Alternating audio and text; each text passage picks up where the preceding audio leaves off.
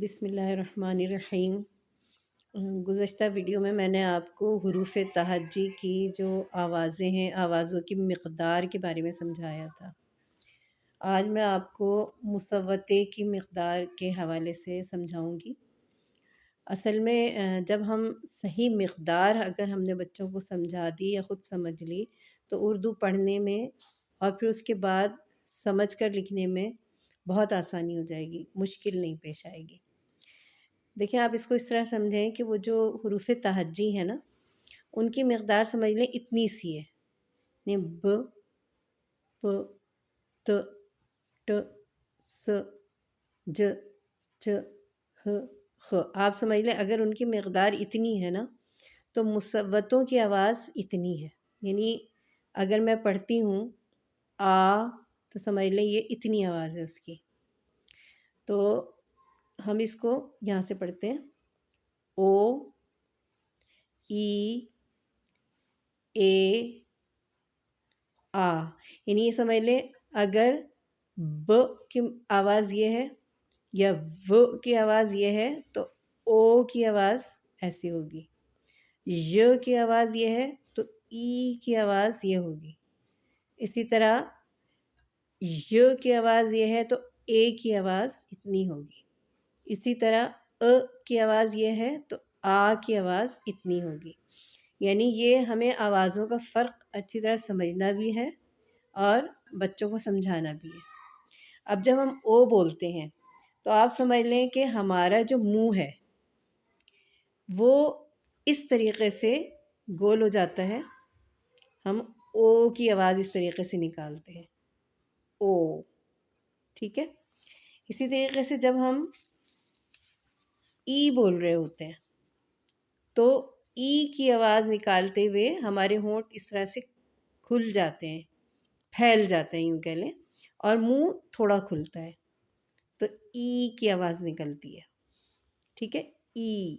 ہونٹ جو ہیں ہمارے پھیل جائیں گے۔ اسی طریقے سے جب ہم اے کی آواز نکالتے ہیں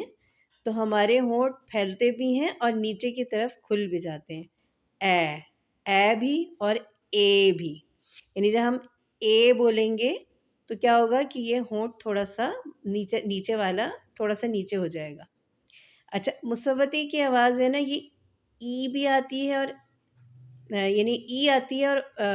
یہ اے کی آواز اے بھی آتی ہے، اس لیے یہ جب ہم اے بول رہے ہوتے ہیں تو یہ ہونٹ مزید نیچے کی طرف ہو جاتا ہے، اے میں بھی نیچے ہوتا ہے لیکن اے میں مزید نیچے ہو جاتا ہے۔ اسی طریقے سے جب ہم آ بول رہے ہوتے ہیں تو ہمارے ہونٹ جو ہیں وہ اس طریقے سے ہوتے ہیں کہ یہ بہت زیادہ نہیں کھلتا، ای اور اے میں تو زیادہ یہ ہمارے دہانہ کھل جاتا ہے نا، لیکن آ میں یہ والی چیز زیادہ کھل جاتی ہے۔ تو اس کی صحیح آواز اور اس کی صحیح مقدار اس طرح سے ہے نا، آ، او، ای، اے، اور جب یہ مصوتے مصمتے ہوں گے، یعنی جب لفظ سے پہلے لگے ہوئے ہوں گے یہ یا لفظ کے درمیان میں، تو ہم اس کو پڑھیں گے، بلکہ لفظ سے پہلے جب آئیں گے تو ہم اس کو پڑھیں گے و، تو چھوٹی آواز ہوگی و، ی تو یہ چھوٹی آواز ہوگی ی، اسی طرح اس کی ی اور اس کی آ، تو یہ چھوٹی آواز ہے، اور مصوتے میں یہ بڑے ہو جاتے ہیں۔ اب میں آپ کو یہ بتاتی ہوں کہ جب مصوتے ہمارے پاس جو ہیں وہ یعنی کہ حروف تہجی سے جب پہلے لگتے ہیں تو یہ ان حروف کی آواز کو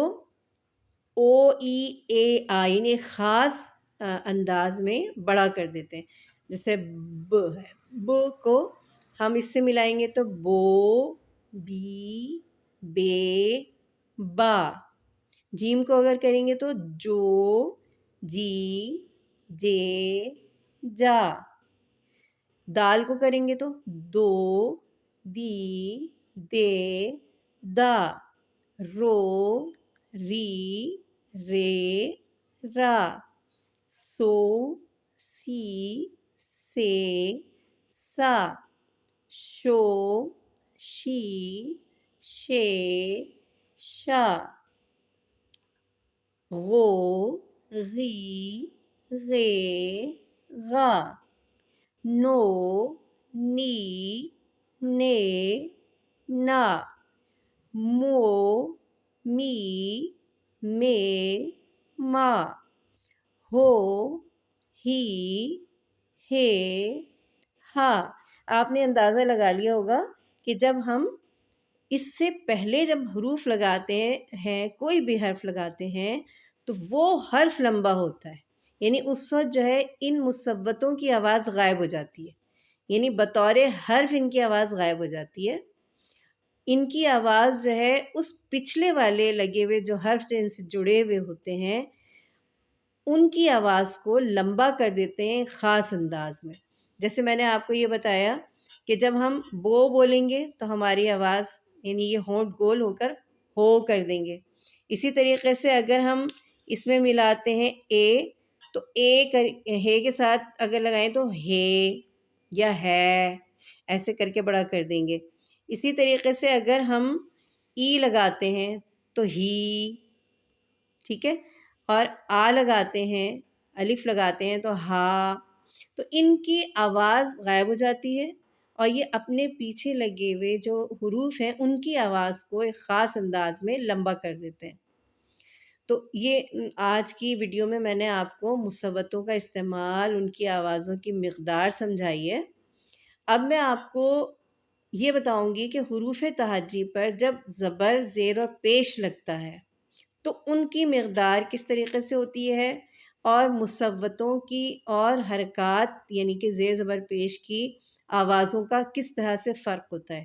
اگر یہ فرق آپ سمجھ لیں گے تو